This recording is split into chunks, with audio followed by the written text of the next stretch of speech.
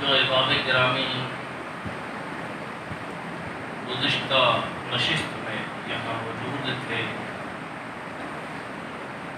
تو ان کے ذہن میں پچھلی نشست کا جو خطاب تھا وہ تازہ ہو چکا ہوگا کہ ہم نے بات کی تھی اہدنا الصراط المستقیم صراط الذین انعمت علیہم۔ یہ ہمارا گزشتہ نشست میں موضوع تھا، اور آج اسی موضوع کو ہم مزید آگے کی جانب بڑھاتے ہیں۔ میں نے آپ کو عرض کیا تھا کہ دو قوتیں، ابتدائی دنیا اس وقت صرف دو قوتیں تھیں۔ ایک قوت وہ تھی کہ جس نے تعظیم محبوب خدا کا انکار کیا، اور ایک قوت وہ تھی کہ جو تعظیم محبوب خدا میں جھک گئی تھی اور اللہ کے حکم سے سجدہ و سجود ہو گئی۔ وہ قوت جو تعظیم محبوب خدا میں جھک گئی تھی وہ تھے ملائکہ، اور جس نے تعظیم محبوب خدا سے انکار کر دیا تھا اور جھکنے سے منع کر دیا تھا، اسے اللہ تبارک و تعالی نے ابلیس ملعون کے الفاظوں سے، تو ایک وہ جنہوں نے اللہ کے محبوب کی تعظیم میں سجدہ کیا، اور دوسرا وہ کہ جس نے تعظیم سے انکار کیا۔ تو ابتدائی دنیا میں جب انسان کو بنایا گیا تو اللہ تبارک و تعالی نے دو قوتوں کو متعارف کروا دیا۔ ایک وہ قوت جو حق کی قوت تھی، جو حق والے تھے، اس قوت کو متعارف کرا دیا کہ وہ قوت وہ ہے جو میرے محبوبوں کی تعظیم میں اس قدر متغیر ہو چکے ہیں کہ جب میں حکم دوں تو وہ سجدے میں بھی گر جاتے ہیں۔ اور دوسری وہ قوت کہ جسے میری عبادت سے کوئی انکار نہیں، جسے میری توحید سے کوئی انکار نہیں، جسے مجھے اللہ ماننے سے کوئی انکار نہیں، وہ مجھے رب بھی مانتا ہے، وہ مجھے سجدے بھی کرتا ہے، اور اس قدر کثرت سے سجدے کرتا ہے کہ آسمان و زمین کا کوئی چپا باقی نہیں کہ جہاں اس نے مجھے سجدے نہ کیے ہوں۔ وہ میری توحید کو بھی ماننے والا، وہ مجھے رب بھی ماننے والا، وہ مجھے سجدے بھی کرنے والا، لیکن بات یہاں پر آ کے ختم ہو جاتی ہے کہ میری عبادتیں بھی بے تحاشا کرنے والا، ایسی عبادتیں کرنے والا کہ ایسی عبادتیں روح زمین و آسمان پر کسی نے نہ کی، ایسی عبادتیں کرنے والا، مجھے رب ماننے والا، میری توحید کا بیان کرنے والا، لیکن ٹھوکر کہاں پر کھاتا ہے؟ ٹھوکر وہاں کھاتا ہے جہاں پر میرے محبوبوں کی تعظیم اور عزت کا مسئلہ آ جاتا ہے۔ ٹھوکر وہاں کھاتا ہے، اور وہاں ٹھوکر کھا کے پھر ایسا اوندے منہ گرتا ہے کہ اتنا عبادت گزار ابلیس ملعون کے کا ٹھکرا دیا جاتا ہے اور کافروں میں شمار کر دیا جاتا ہے۔ تو بات سمجھ آ گئی کہ اللہ کی منشا کیا ہے، اللہ کی منشا کیا ہے۔ اللہ کی عبادت کو تو میں نے عرض کیا تھا کہ فرشتوں نے کہا تھا نا کہ مولا ہم تیری عبادت کو بہت ہیں، تو اس انسان کو بنا رہا ہے، تو فرشتوں نے تو وہاں پر بات رکھی تھی، لیکن اللہ کو اپنی عبادت کی ضرورت نہیں تھی۔ اللہ کو اس بات کی ضرورت نہیں تھی کہ میں انسان بناؤں اور وہ مجھے سجدے کرتے رہیں، کیونکہ اللہ کی عبادت کو تو اللہ کی دوسری مخلوق بہت تھی، لیکن اللہ کو اپنی اس مخلوق سے اپنے محبوبوں کی تعظیم اور اپنے محبوبوں کی عزت و تکریم کروا کے یہ بات منوانا تھی کہ جو میرے محبوب ہو جاتے ہیں ان کا مقام کیا ہو جاتا ہے، پھر ان کے مقام کو پہچانا۔ اصل وہ مقام دکھانا تھا، وہ مقام دکھانا تھا۔ اور روز محشر بھی اسی لیے برپا ہوگی کہ اللہ اپنے محبوبوں کی شان دکھائے گا، ورنہ روز محشر کے انعقاد کی کوئی اور وجہ نہیں۔ اللہ سے اگر ہم بخشے جائیں گے تو اس کے فضل کی بدولت بخشے جائیں گے۔ یاد رکھیے کہ روز محشر حساب کتاب کا دن تو ضرور ہے، لیکن حساب کتاب کے دن اللہ نے عدل کیا، تو پھر عدل کے بعد جب اللہ کا عدل ہوگا تو پھر ہمارے پاس ایسے اعمال نہیں کہ ہمارے بخشے جانے کی کوئی امید ہو۔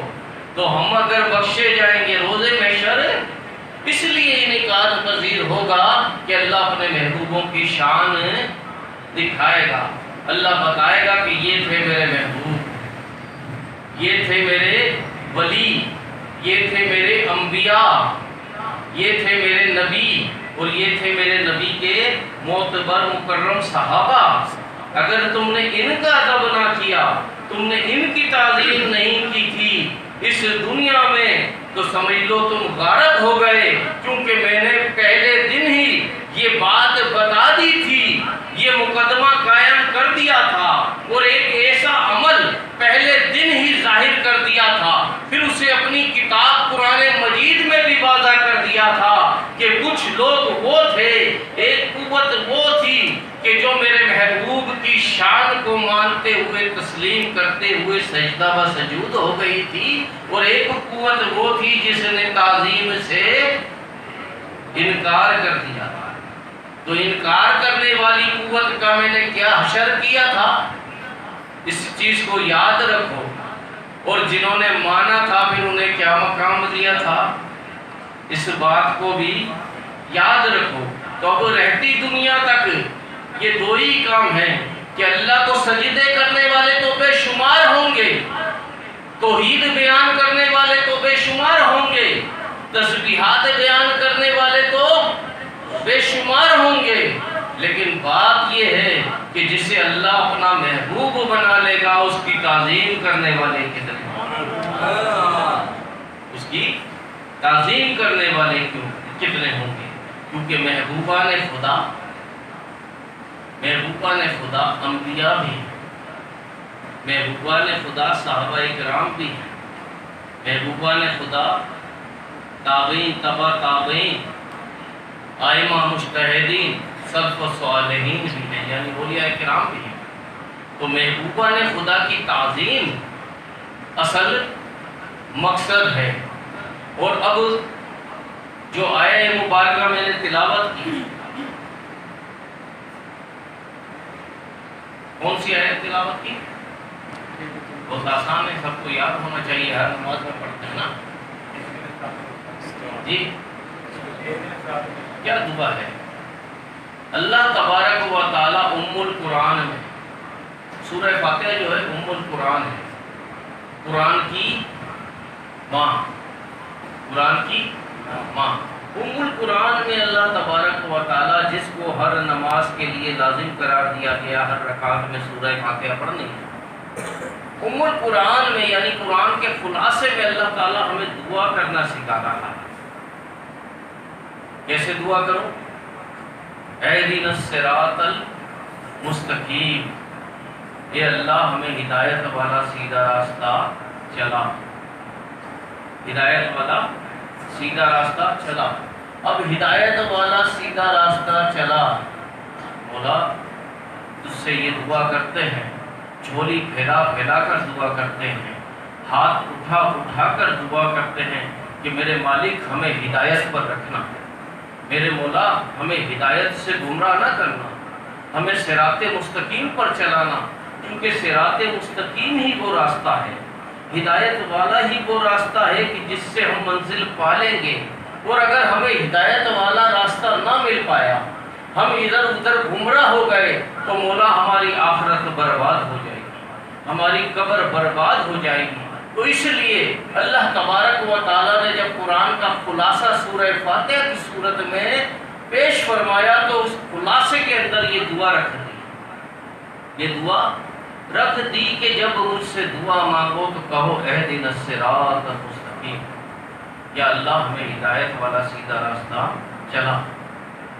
اب اللہ تعالیٰ نے دوسرا کرم جو ہم پہ کیا وہ کرم یہ کیا کہ ہدایت والا سیدھا راستہ کیسے چلو گے، کیسے پہچانو گے؟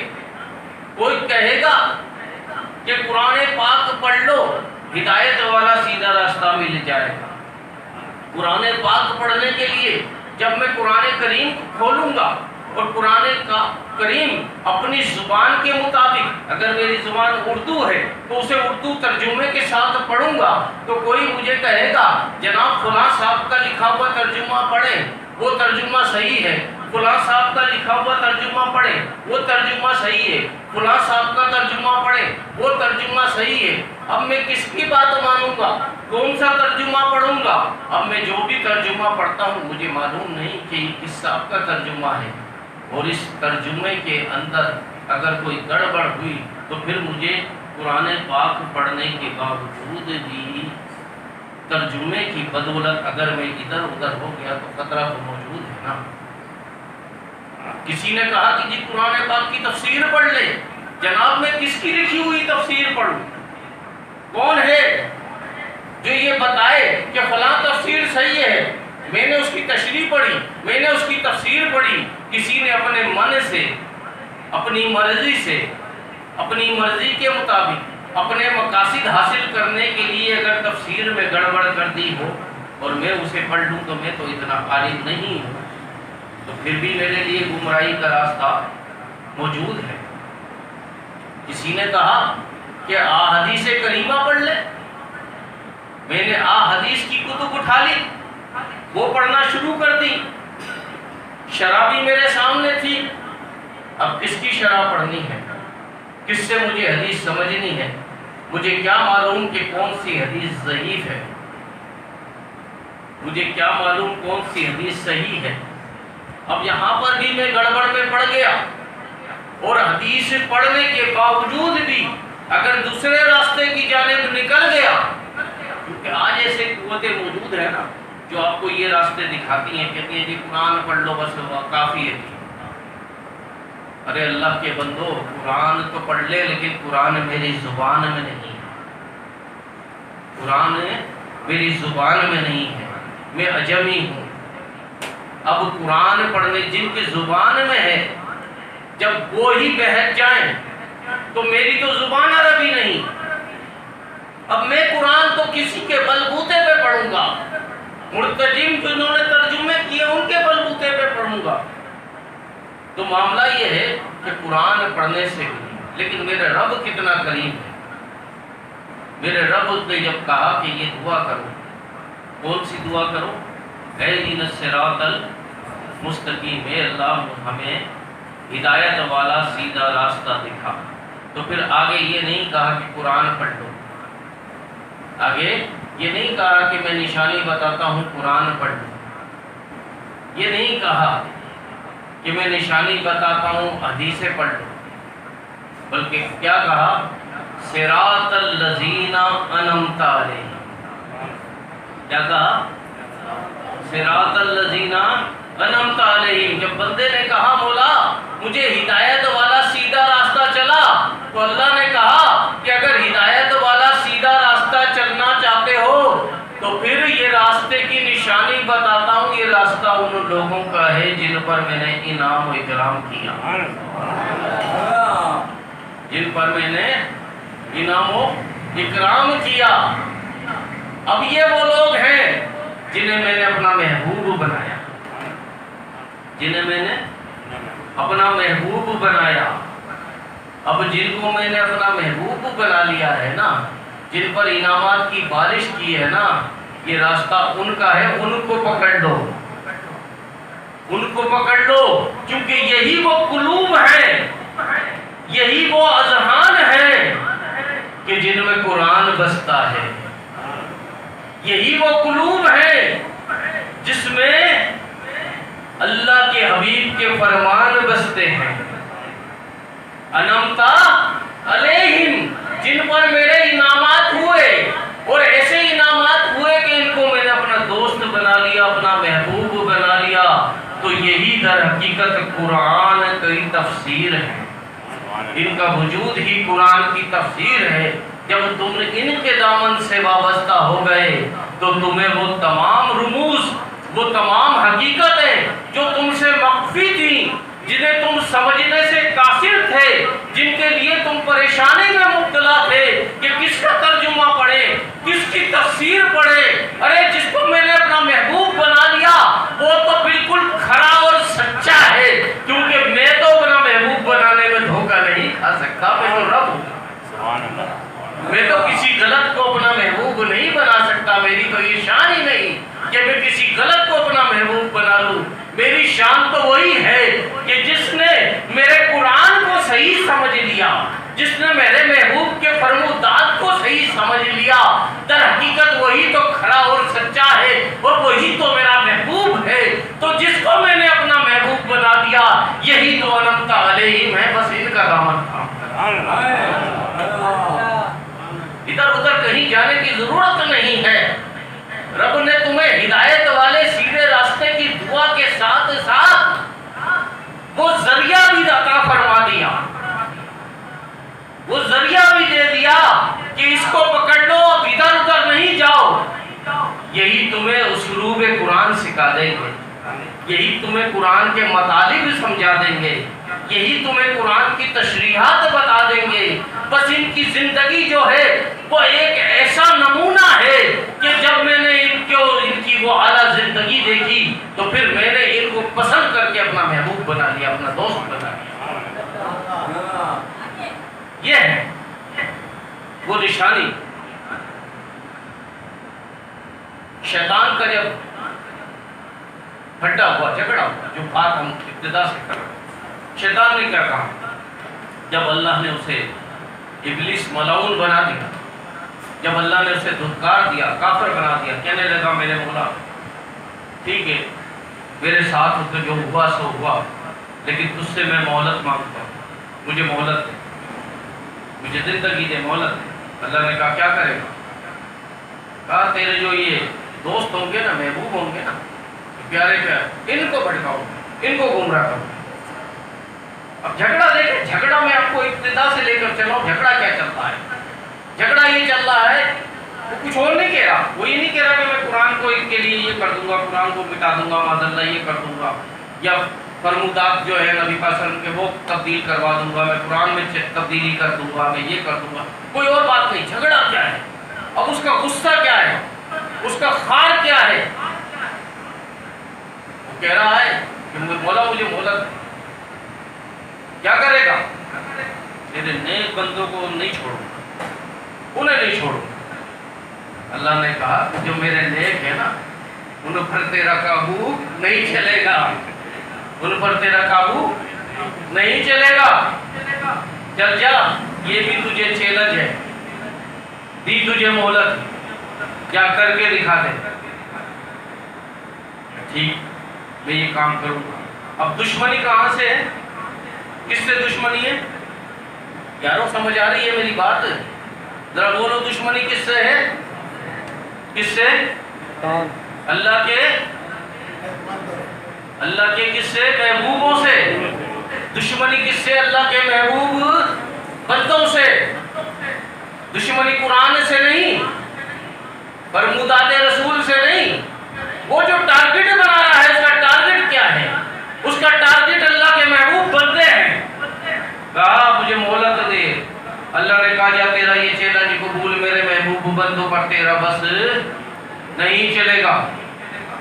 اب اس نے وہ مہلت مانگی، مہلت مانگ کے اس نے بڑی ٹکریں ماری، اللہ کے محبوب بندوں کو گمراہ کروں، اللہ کے محبوب بندوں کو گمراہ کروں۔ اب اللہ کے محبوب بندوں کو گمراہ کرنے کے مشن پر یہ گامزن ہو گیا، خود بھی اور اپنی جماعت شیاطین کے ساتھ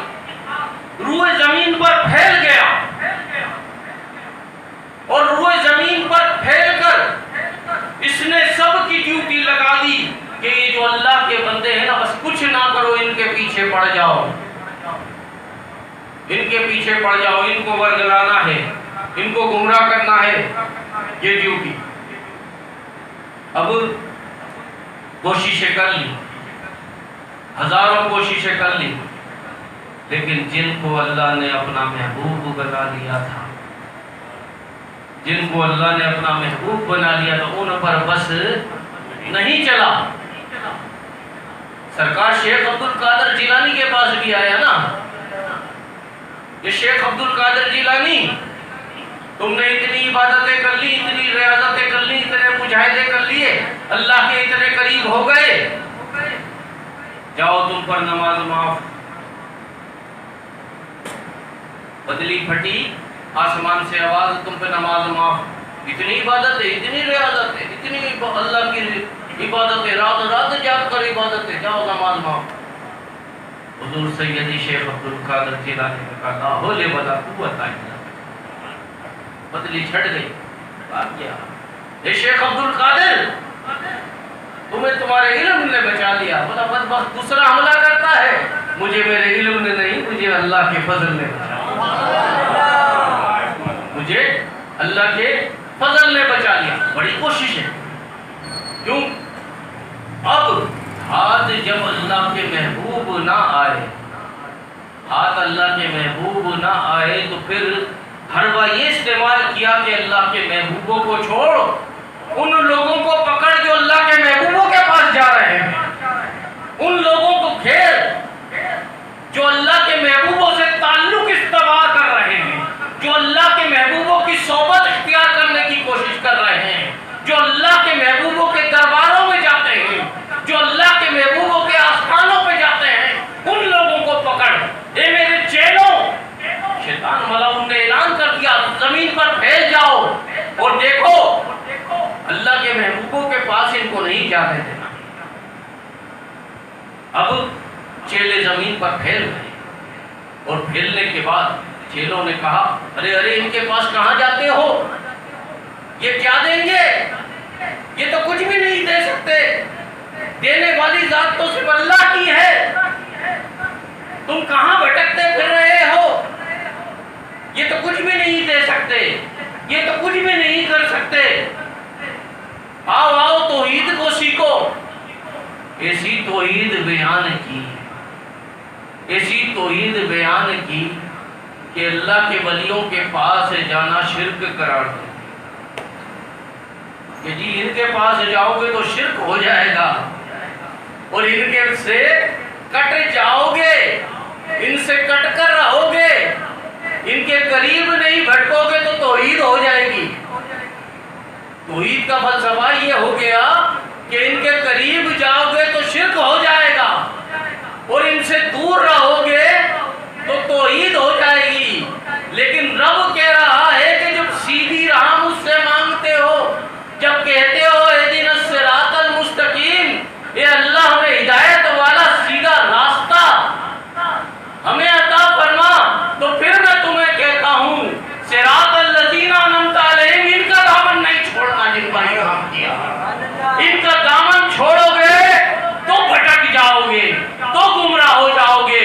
شیطان کے چیلے کہنے لگے ان کے پاس جاؤ گے تو بھٹک جاؤ گے، رب نے کہا ان کے پاس جاؤ گے تو محفوظ ہو جاؤ گے، ان سے دامن الگ کر لو گے تو بھٹک جاؤ گے، گمراہ ہو جاؤ گے۔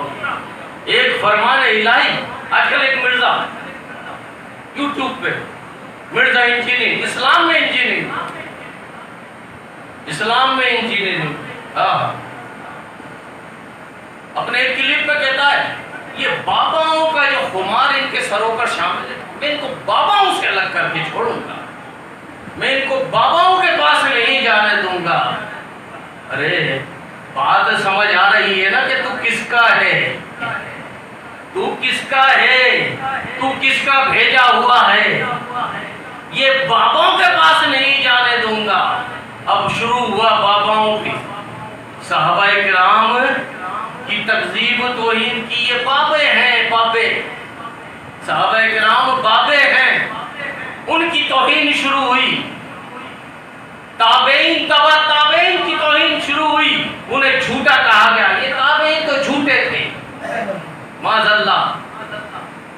وہ عظیم ہستیاں چھوٹے تھے، ان سے بھی دور ہو جاؤ، صحابہ سے بھی دور ہو جاؤ۔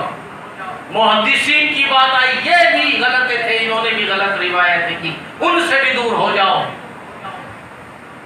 اب کیا کریں؟ ائمہ سے بھی دور ہو جاؤ، یہ بھی غلط تھے۔ اور پھر اللہ کے جو ولی، جن کے قلوب میں نور قرآن تھا، جن کے قلوب میں فرمودات مصطفیٰ کریم علیہ السلام تھے، ان سے بھی دور ہو جاؤ۔ بابے جو ہے نا، پھر کہتا بابوں کا خدا اور کتابوں کا خدا اور، ہم کہتے ہیں بابوں کا خدا اور شیطانوں کا خدا اور، بابوں کا خدا اور شیطانوں کا خدا اور۔ یہ جو بابے ہیں، یہی تو وہ حقیقت ہے کہ جن کا راستہ میرا رب دکھا رہا ہے، صراط الذین انعمت علیہم، کہ یہی تو وہ لوگ ہیں جن پر میں نے کیا کیا؟ انعام کیا۔ یہی تو وہ لوگ ہیں کہ جن کا دامن پکڑ کے، جن کی راہ اختیار کر کے پار ہو جاؤ گے۔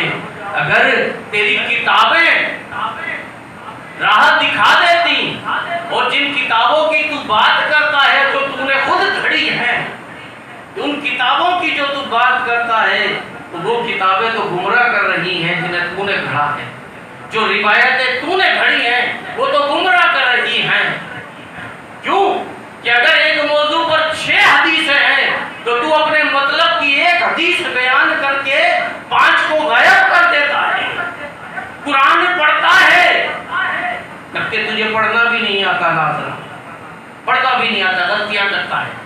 قرآن پڑھتا ہے، کہتا ہے میں نے 1993 میں قرأتیں سیکھی تھی، لیکن آج تک حالت یہ ہے 93 سے اب تک میرے خیال میں 25-26 سال تو ہو گئے، ابھی تک تجھے قرآن پڑھنا نہیں آیا۔ 93 میں کس سے سیکھ لی تو نے؟ تو قرآن پڑھ کر غلط تعویلیں کرتا ہے، ہمارے نوجوانوں کو بتاتا ہے کہ جی داتا گنج بخش علی حجویری بھی غلط تھے، خواجہ معین الدین چشتی بھی غلط تھے، سرکار شیخ عبد القادر جیلانی بھی غلط تھے، امام اعظم ابو حنیفہ بھی غلط تھے، امام مالک بھی غلط تھے، امام شافعی، امام احمد بن حنبل رحمت اللہ علیہ مجمعین بھی غلط تھے، اس حد تک زبان دراز کے صحابہ بھی غلط تھے۔ کہتا ہے باباؤں سے میں ان کو نکالوں گا۔ ارے خدا کی قسم، یہ وہ بابا ہی تو ہیں، یہی تو وہ ہیں کہ جو محسن اسلام ہیں، کہ جن کی وجہ سے آج اسلام صحیح شکل میں ہم تک موجود ہے۔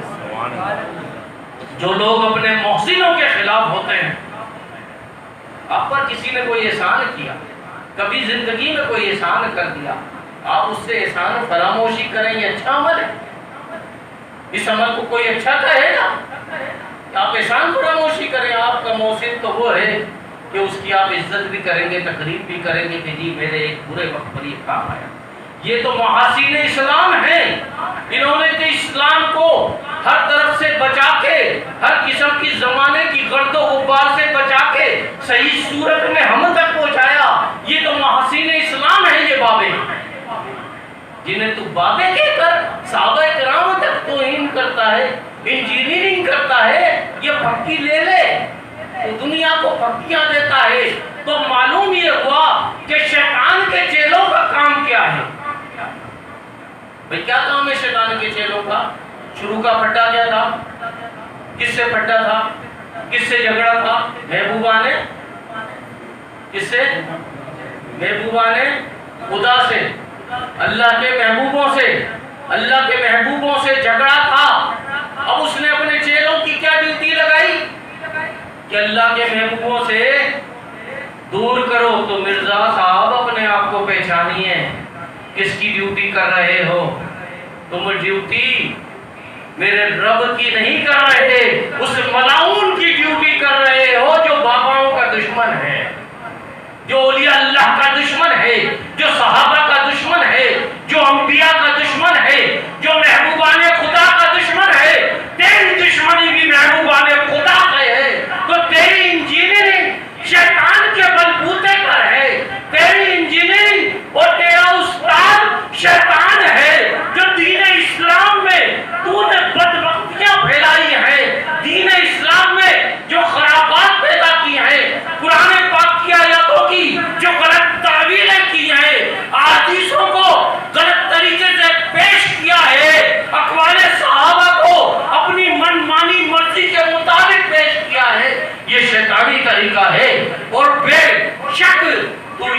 کر کے تو شیطان کا ہی ایک چہرہ ہے. تو محبوبہ نے کہا اللہ انعمت علیہ، اب انعمت علیہ نعمت. بس آج میں اس موضوع کو ختم کر دیتا ہوں. یہ موضوع اگلی نشست تک بھی جا سکتا ہے، بہت طویل موضوع. انعمت علیہ نعمت، جس پر میں نے انعام کی. نعمت کہتے ہیں راحت اور سکون. کسے؟ راحت اور سکون کو. راحت اور سکون. آپ اور میں آج اگر کوئی پوچھے کہ بھائی صاحب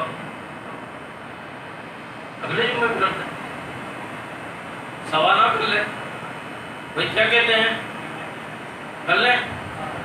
یہ جلدی والے ہاتھ اٹھا کے بتا دیں گے تو بس بات کو میں اینڈ پہ لے جاؤں. 10 منٹ ہو گئے، بتا دیں، ختم کر دیں.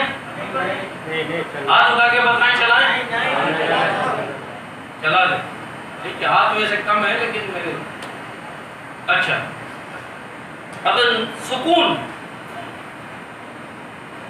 اللہ فرماتا ہے، دیکھیں آپ اور میں ہماری زندگی، کوئی پوچھے بھی خیریت سے ہیں، ہم کہیں گے نہیں یار بس مزہ نہیں آ رہا. کیوں؟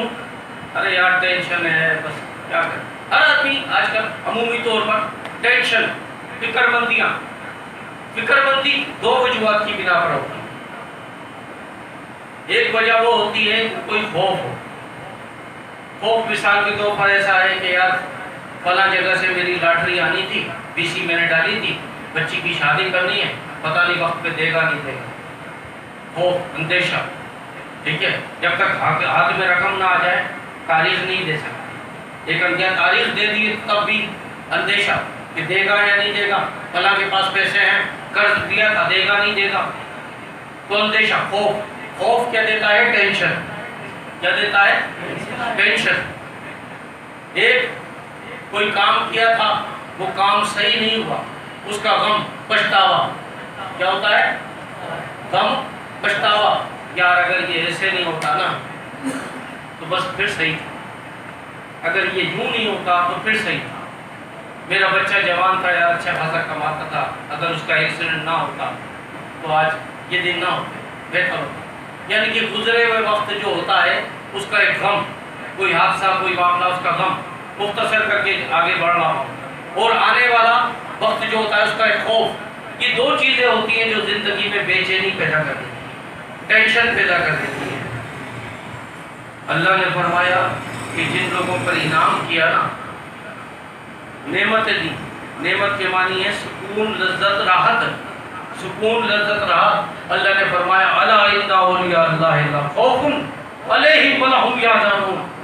یہ جو میرے ولی ہیں نا، یہ جو پیارے انعمت علیہم ہیں، یہ جو انعمت علیہم ہیں، ان انعمت علیہم کی شان یہ ہے کہ نہ ان کی زندگیوں میں کوئی خوف ہے اور نہ کوئی غم ہے. نہ ان کی زندگیوں میں کوئی خوف ہے اور نہ کوئی غم ہے. یہ خوف سے بھی پاک ہے اور غم سے بھی پاک ہے. تو ان کی زندگیوں میں کوئی ٹینشن ہے، ان کی زندگیوں میں کوئی ٹینشن نہیں ہے. تو پھر یہ والا راستہ، اہدنا الصراط المستقیم، صراط الذین انعمت علیہم والا راستہ پکڑ لو. ان کو پکڑ لو، محبوبہ نے خدا کو پکڑ لو تو خدا کی قسم زندگی سے ٹینشن ختم ہو جائے گا. کیونکہ نہ کوئی خوف رہے گا، نہ کوئی غم رہے گا. 2 ہی وجوہات ہوتی ہیں خوف اور غم کی. جب دونوں وجوہات تمہاری زندگی سے اللہ کے محبوبوں کا دامن پکڑنے سے ختم ہو جائیں گی تو پھر زندگی پرسکون ہو جائے گی، راحت والی ہو جائے گی اور لذت والی زندگی ہو جائے گی. تو یہی وہ راستہ ہے جو محبوبان خدا کا راستہ ہے. اللہ تعالی ہم سب کو عمل کی توفیق عطا فرمائے. وما علینا الا البلاغ المبین.